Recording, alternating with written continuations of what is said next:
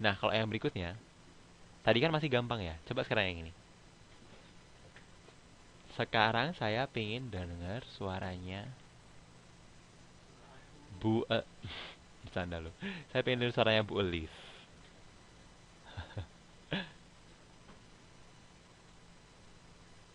Sekalian deh ya, ini kan kalimatnya ada dua ya. Siapa ya? Mbak Ayun ah. Halo, Bu Elis? Halo, selamat malam.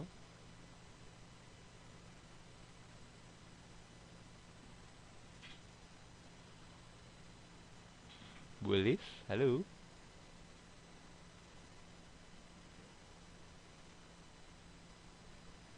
Halo, halo, testing. Coba ngobrol. Ayun, kok jengkong? Oh, bukan ya. Saya kira suara jenggongan, bukan ya? Halo, testing, Mbak Ayun atau Bu Elis? Ngobrol, halo.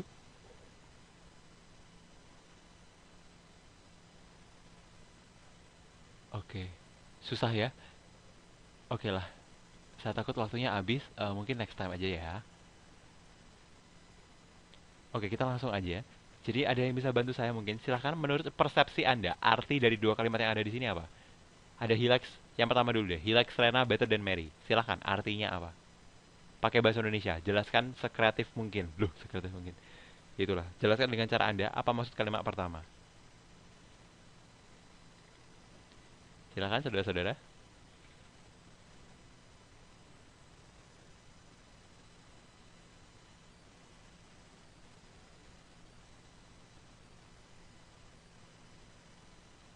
Dia lebih suka Rena daripada Mary. Mary, oke. Tebakan pertama. Berikutnya, silahkan.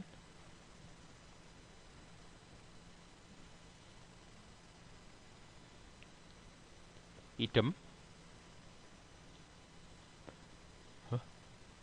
Bob lebih suka kudanya daripada... Ya, itu. Asik banget kan ya? Nah, ini kan bisa dua arti gitu kan? Coba lihat yang pertama. Yang kedua, ntar lagi saya bahas ya. Yang pertama dulu. Dia lebih suka Rena daripada Mary. Itu maksudnya ya, dia itu suka Rena dan suka Mary, tapi lebih suka Rena ketimbang Mary. Atau, ya kan? Dia suka Rena, Mary suka Rena juga, tapi dia itu lebih suka Rena ketimbang Mary. Mary sukanya ya suka gitu-gitu aja sih. Kalau dia laki-laki itu ya suka banget gitu. Nah, bingung kan? Jadi artinya yang mana? Kalau yang kedua itu cukup cukup keren, betul betul betul. Tebakannya nggak salah kok, cuman itu tebakan yang keren malahan. Jadi Bob itu lebih cinta sama kudanya ketimbang istrinya gitu kan.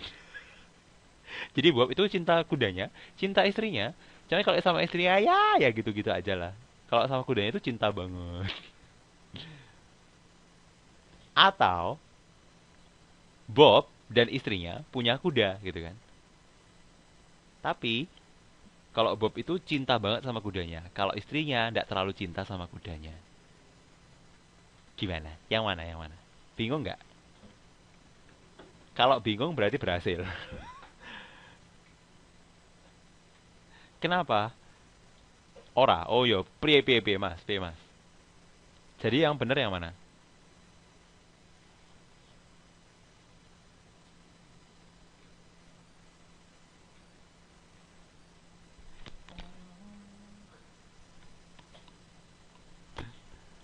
Semua bener. Oke Mas. Jadi kalau misalnya saya ngomong kayak gitu, yang Anda terima maksudnya yang kayak gimana? Dua-dua. Nggak mungkin kan ya? Satu kalimat itu kan maksudnya pasti satu kan? Kurang lengkap. Wah, boleh, boleh, boleh. Jadi sebenarnya inilah yang dimaksud dengan unclear comparison. Jadi sebenarnya yang mau dibandingin itu apa? Kalau di kalimat yang sebelumnya, karena sudah jelas konteksnya, Anda tanpa perlu dijelaskan lebih lanjut lagi, Anda sudah bisa langsung menebak. Yang dimaksud itu dia lebih suka tenis dia suka tenis sama seperti dia suka football gitu kan. Bukan dia suka tenis, football juga suka tenis, kan nggak mungkin. Atau yang kedua, Bob ate more macaroni than Christy. Ya pasti maksudnya Bob sama Christy yang sama-sama makan macaroni gitu kan. Bukan Bob makan macaroni, Bob makan Christy, tapi dia lebih makan macaroni banyak. Kalau Christy dimakan dikit-dikit aja, kan nggak mungkin. Makanya ini sudah tidak terlalu membingungkan. Tapi inilah tipe yang termasuk elliptical comparison. Yang mana dalam kasus tertentu bisa jadi membingungkan seperti ini. Maka, seperti yang dibilang sama Mbak Laras, tambahkanlah sesuatu. Lengkapilah dengan penjelas seperti yang ditulis di sana. Misalkan, ketika saya mau bilang bahwa dia laki-laki dan Mary sama-sama suka Rena, tapi dia laki-laki itu lebih banyak sukanya ketimbang si Mary. Jadinya adalah seperti yang pertama dan kedua. He likes Rena better than Mary likes Rena, or he likes Rena better than Mary does. Tapi kalau saya mau bilang dia laki-laki suka Rena ketimbang dia laki-laki suka Mary, jadinya seperti yang ketiga dan keempat. Sama seperti yang contoh berikutnya ya. Kalau maksudnya itu ketimbang istrinya, Bob lebih cinta sama si kuda, jadinya seperti yang pertama atau kedua. Tapi kalau maksudnya memang si Bob ini pecinta kuda gitu ya. Jadi ketimbang istrinya dia lebih cinta kuda. Jadinya seperti yang ketiga atau keempat. Jelas?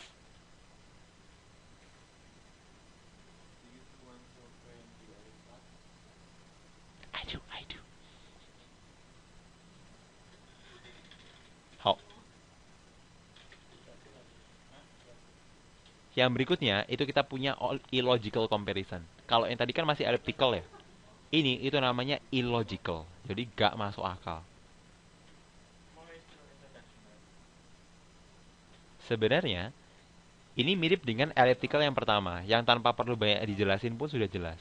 Bedanya itu kayak yang ini, itu sangat jelas sekali bahwa nggak mungkin untuk bisa dibandingin. Karena bahkan tidak sepadan, gitu ya. Oh ya, dicerai aja. Saya baru baca. Iya, iya, iya, iya.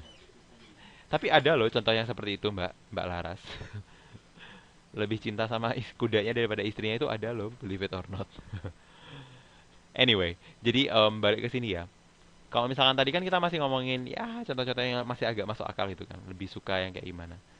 Kalau itu perbandingan yang sebenarnya kalau dilihat dari konteksnya itu masih bisa disepadankan. Cuman kita jadi aneh gitu ya mikirnya. Kalau yang ini kan begitu Anda lihat, oh ya, eh kebanyakan orang Indonesia itu makan lebih banyak nasi daripada orang Amerika.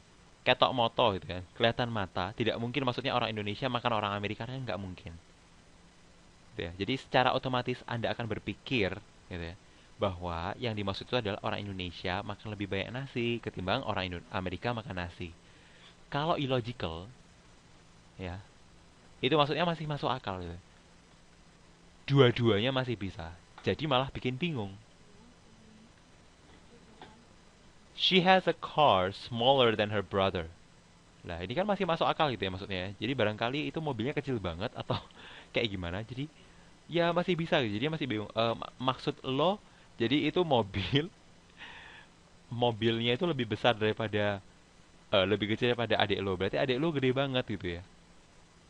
Atau kayak gimana maksudnya? Kan salah ya. Secara konteks kalimat malah salah. Jadi yang seperti ini juga harus Anda hindari. Jelaskanlah dengan menambahkan sesuatu. Misalnya, yang dibandingin itu kan maksudnya mobilnya dia dan mobilnya adiknya. Maka untuk yang pertama, padankanlah perbandingannya dengan menambahkan her brothers. Gitu ya. Jangan sampai ada kepleset terus nggak ditambahin apostrofi S. Karena artinya Anda jadi membandingkan mobil dengan adiknya dia.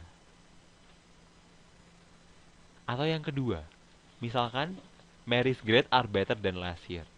Nah ini kan Anda membandingkan nilai dengan tahun lalu. Maksudnya apa? Nggak bisa seperti itu. Berikanlah penjelas, yaitu yang mau dibandingkan apa? Nilai. Jadinya, Mary's grades are better than they were last year. Apa they were? Nilainya Mary, gitu ya. Atau yang terakhir, Indonesia's inflation is higher than Malaysia. Lah masa kita ngomongin tingkat inflasi gitu ya, tingkat kenaikan harga dibandingin sama tingginya Malaysia. Emang Malaysia punya tinggi? Kan enggak. Maksudnya, kan tingginya inflasi di Malaysia. Maka sama seperti yang pertama, tambahkan apostrofi S. Koma atas itu loh ya. Koma atas S. Atau bisa juga dibilang or that of Malaysia. Jelas?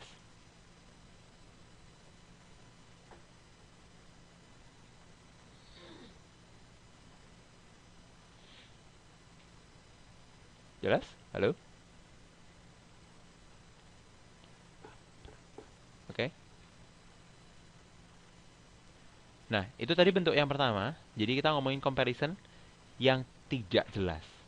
Kalau yang kedua, ini sebenarnya variasi begitu ya. Jadi pemakaian komparatif untuk tujuan lain.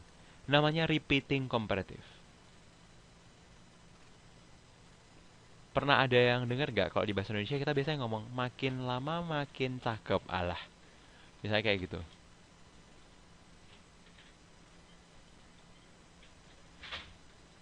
Makin diliatin makin keren, alah alah.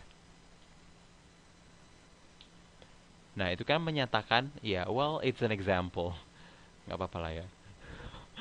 Itu adalah contoh, gitu ya. Dimana kita tuh mencoba untuk menyatakan ada dua hal yang berubah. Apa? Lamanya, gitu ya. Diliatinya makin lama, dan makin kelihatan cakep. Saya kayak gitu. Atau, makin banyak teman, makin seru. Bener nggak?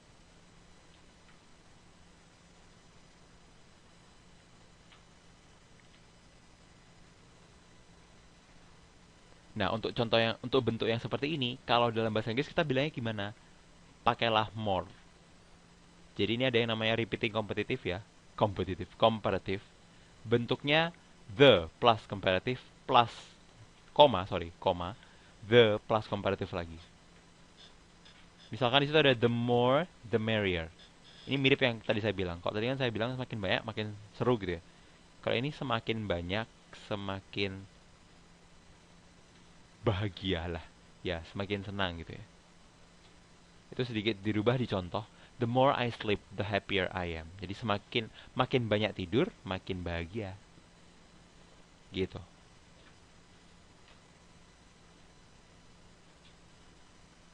Nah, yang perlu Anda perhatikan adalah kalau misalkan Anda pakai bentuk ini, diikutinya sama kalimat lengkap ya, Mas ya. The more I sleep, the happier I am.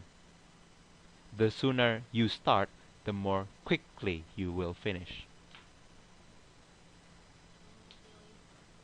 Perhatikan juga bahwa komparatifnya nggak cuma buat adjektif. Kalau di contoh yang ini, itu kan saya pakai adverb, ya kan? Semakin cepat kamu mulai, semakin cepat kamu akan selesai.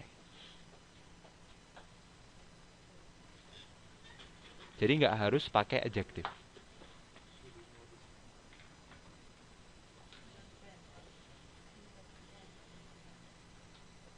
Ataupun kalau misalnya saya mau pakai noun, nggak harus adjektif atau adverb ya. Saya mau pakai noun pun juga bisa. Ini ya. The more people sign up atau the more money he makes, ya, the cheaper the price will be. Jadi ini kan kembali ke adjektif ya. Aku pakai bentuk adjektif ya kan. Tapi kalau misalnya ini kan aku pakai bentuk noun. Kalau noun otomatis pasti more plus something ya kan. Ada pertanyaan sampai sini?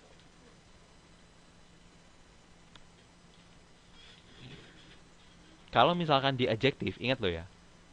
Kalau di adjektif itu rumusnya masih sama seperti yang dulu.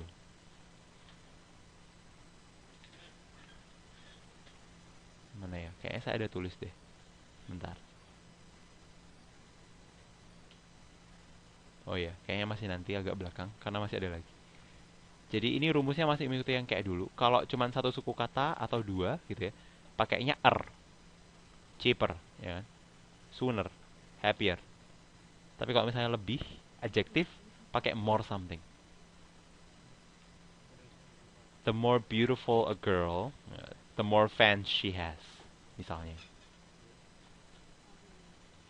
Tapi ininya menyatakan makin, makin.